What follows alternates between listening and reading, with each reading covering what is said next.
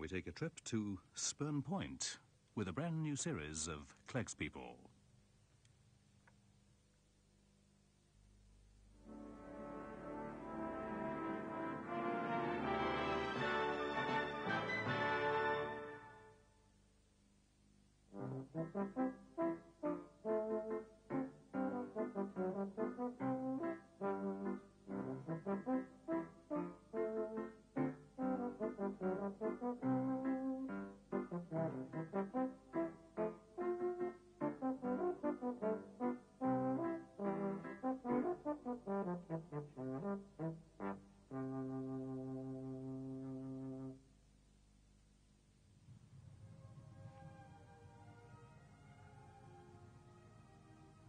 There's nowhere in the world quite like Spurn Point. 4 miles of sand that stretches out from the southern end of Yorkshire, trapped between the Humber and the North Sea. The whole peninsula's now a nature reserve of the Yorkshire Wildlife Trust.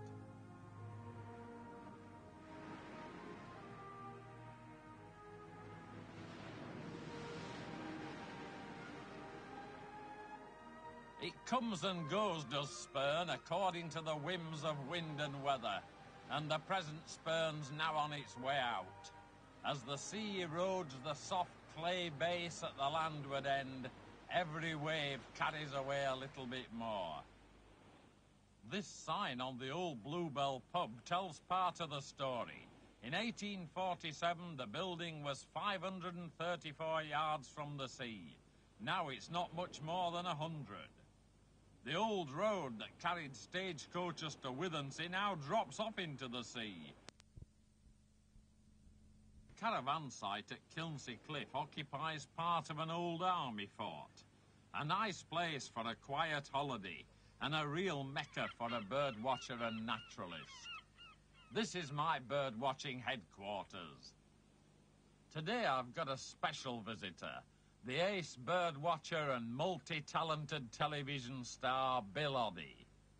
Bill's never been to Spurn before. I bought this caravan 3 years ago, and ever since then I've kept a caravan bird list. Yeah. Because really, you know, it's incredible. You see all sorts passing here. Can you see watch from here? You can see watch with the door open and sitting over there, yeah, and you've not got a bad view from the crab pot markers to the horizon. So what's the best thing you've seen from here? Oh, the best was 2 years ago. These oriental cuckoos were at Spurn, oh, yeah, first right. for Britain. And one of them spent half a week flying up and down that lane every morning, so that's the height of my bird list. I mean, marsh harriers regular. Yeah. Hobby. I've had hobbies from here. This time of the Alpine year? swift. Yeah? Yeah. That's a good spring bird, too, isn't it? But as far as birds go, of course, the whole thing's a narrowing funnel. So you get tremendous concentration in migration on this bit. And, of course, you've got the dunes and the bushy bits at the point, which are good resting spot. Well, this is the 6th Spurn, actually, you know, since historic records began. How long ago is that? Well, the first one was 670 AD, and it's in Bede's Chronicles. There was one here in Viking days, which a Viking poet, Egil Skallagrimson, told us about. He got wrecked here and had to walk to York. Hell of a walk. And then after that, of course, there was a medieval one. There was one in the 17th century. Then there was a gap till the 19th century. And now this one, of course, has been kept going a bit by propping it up. So when you say, yeah, OK, there have been, what, 6 or 7 versions. What happens? Does it sort of, I mean, I can see it's very narrow. Does it literally kind of break off and drift away? No, it breaks off, and then the sea swirls it about and demolishes the end. And then sandbars start to build up. So it gets destroyed completely? Yeah, it disappears, wipes it out completely. What, buildings and all? I mean, Yeah, 'cause everything. There've been everything. buildings on the end. Oh, yeah, there's been 2 towns on previous ones, and they've gone. The whole lot disappears, and then it starts pulling out from the land and growing back from the river. Yeah. And joins up again. So, and how long would that process take, roughly? I mean, let's say after it breaks... Yeah. It's going to disappear and then it rebuilds. So how many hundred The years whole cycle's 250 years worth. So it's a 250-year complete Spurn-to-Spurn cycle. So it's not going to happen overnight to the people Well, I hope down not. there. Ah, so there must be a night, though, on which it breaks. Yes, that's right. We're getting close to that. now? We've passed it. We've passed the point because the army have kept it running, you see, since the 1840s. Yeah. And now no money's been spent on it, so it's accelerating So again. really it ought to break off It's any minute overdue now. to go. Overdue to go. I'm Borrowed told that. time. Well, I think they all know down there, believe me, you know. Yeah, go to bed with your life jacket on if you stay on Spurn. Well, I hope he's not going to break off while we're here. No, I think it'll last us out at least. Do you think we should get out there and Yeah, before I think it does? we better be sure Before that... it washes away. I'll just break my eggshell to make sure no witches sail out to sea and destroy mariners. What? That's a local superstition. Haven't you met that one? Stops witches using them as little boats. I told you I've never been. Anyway, let's go and have a look at Spurn.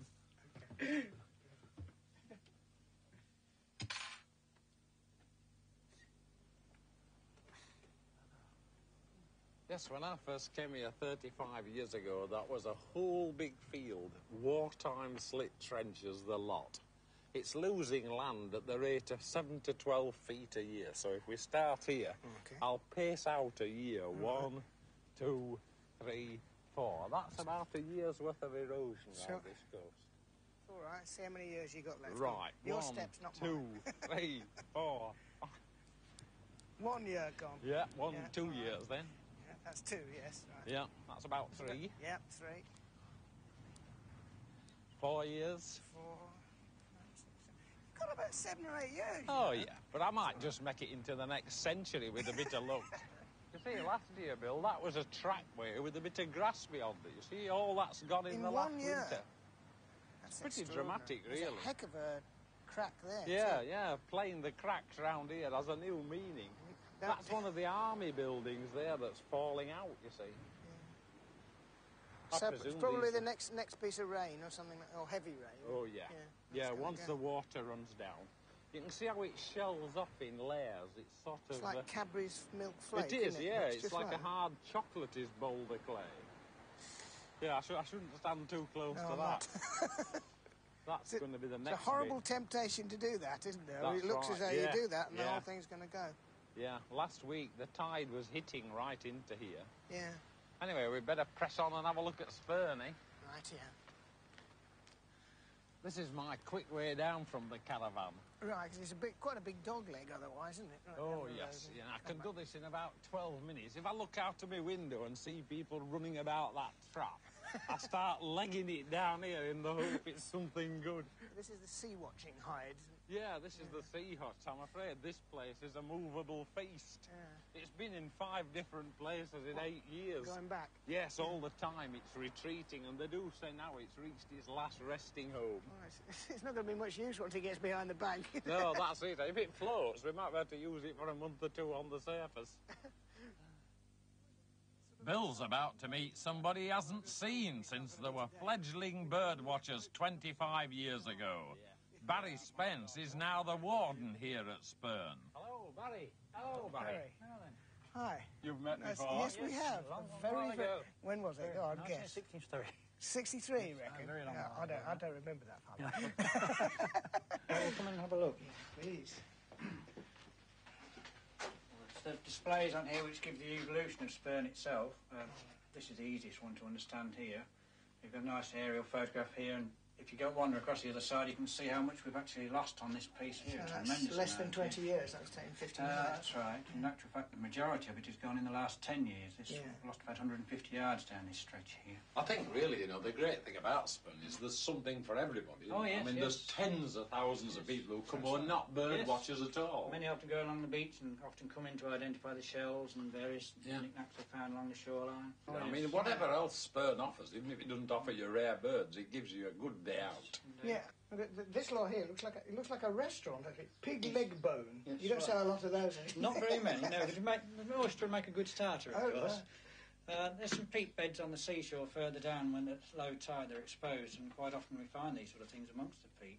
A star exhibit, I suppose, is this wild ox. Yeah, that one must be quite old, Bill. I reckon that's before the last ice age, That's that. virtually fossilised. Yeah, it's the aurochs and the big wild ox. So Now you sta- extinct, actually, of course. When we were having a look at the cliffs, they sort of flake away. That's Do you right. find stuff in yes. The odd mammoth tooths come up there, those? but Right, I've so it's never always found worth one. having a look in. Oh, definitely. It's a good spot for beachcombing.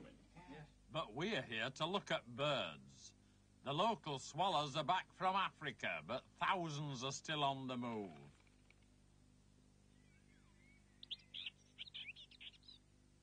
A meadow pipit might have been to Spain for the winter.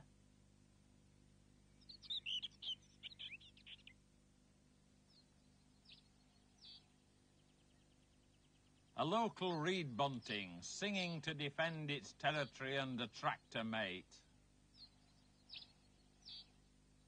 This is the notorious buckthorn, right? Oh, God, it is. It's prickly stuff, isn't it? Yeah. I gather if one gets in, you let it go septic, and then it pops jumps itself out again, terrific, yeah. The old railway line. Pity we can't catch a train to Spurn, isn't it? Yeah. Is that a beach enclosure, was it? No, no. This was built to take ammunition down to the forts. You see, there's a couple of forts out in the Humber, and there was a big camp down there, of course. And at first, they had one of these sand buggies where it had a sail up, and you sailed down the railway all the length of Spurn. Then they had trains, then they finished up with a cut-down racing car, and they ran a tram on it in the last war. It's gone now, you see. Oh, what a shame. Bird watching by tram. That's right. Mind you, up to 1963, you could catch a bus and be dropped off at any telegraph pole you fancied down here. And this bit, you see all the chalk on the beach? All right. It's not geology, it's dumped. The army and others dumped chalk here because the whole thing breached in 1849. And they've kept repairing it with chalk, and of course they've prolonged the life of the place that way. Oh, I see, right. So it looks like a bit of Flamborough Head transported to Spurn, but you see, it just runs out up there. Anyway, it's not a bad place, Bill, this, for looking for waders. Yeah. Well, the tide, especially now that we're near coming on for high tide, aren't we? That's right, so. yeah. These dunling could be going anywhere, from the Yorkshire Dales to the Arctic Circle, and feeding like mad for the journey.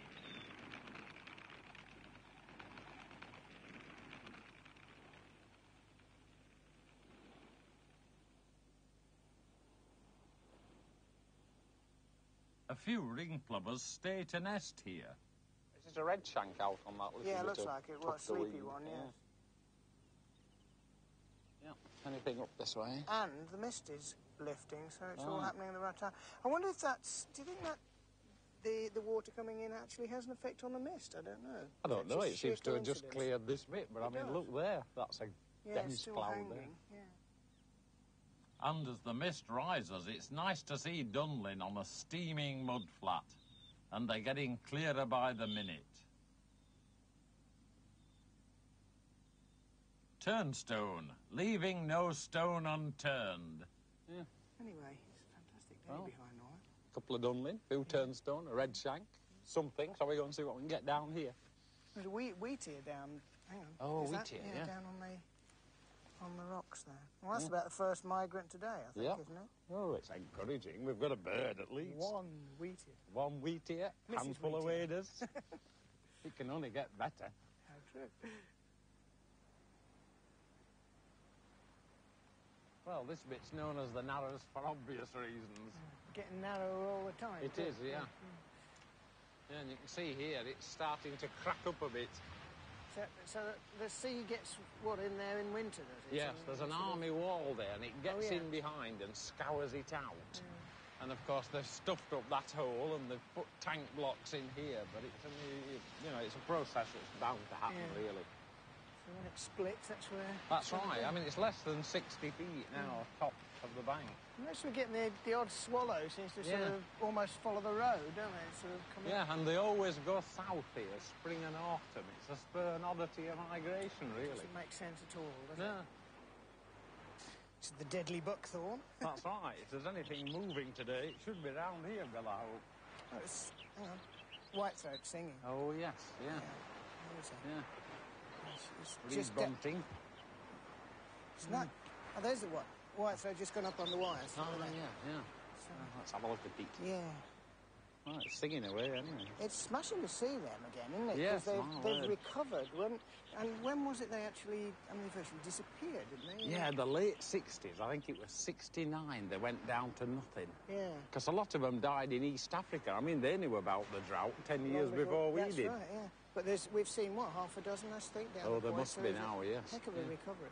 Because I know when I started bird watching back in around Birmingham mainly, and You know, every little bit of hedge that would be, a bit of bramble, a bit of tangle. I remember whitethroat. Yeah, but, yeah. Not for a Yeah, long it was time like that now. with me. I mean, they called them Peggy Two Fingers in South Yorkshire, and you just grew up with them. Why? You can't get away with that. Well, Why? the nest was supposed to be 2 fingers wide. I'll Yeah, take your really, word really for odd, that. yeah. I'm sure there's a less acceptable explanation. What set you off on bird watching around Brum? Well, I don't really know, you know, because I'm afraid I was a delinquent egg collector. I'd be locked up now, I'm happy to say. Yeah, well, but, I think I was in that bracket at the age of 9 to 12. That's right, it was about then, and I rapidly got past the eggs and started wondering where the birds really came from and what they did. And I think I was very lucky because I did go to a school that had a natural history society, because in those days, the RSPB and YOC were not so developed, you know. No, they'd about 8,000 members, I think, when I first took up bird That's watching. right. It's over 500,000 You were now. regarded as a bit of a weirdo, That's you know. right, Mind yeah. you, some of us still are. Yeah, well, I was the local eccentric village idiot, really. You've grown out of that, well, I hope, I have hope you, so, Michael? Bill, I hope so. Yeah, I mean, but birders today, they don't have this kind of local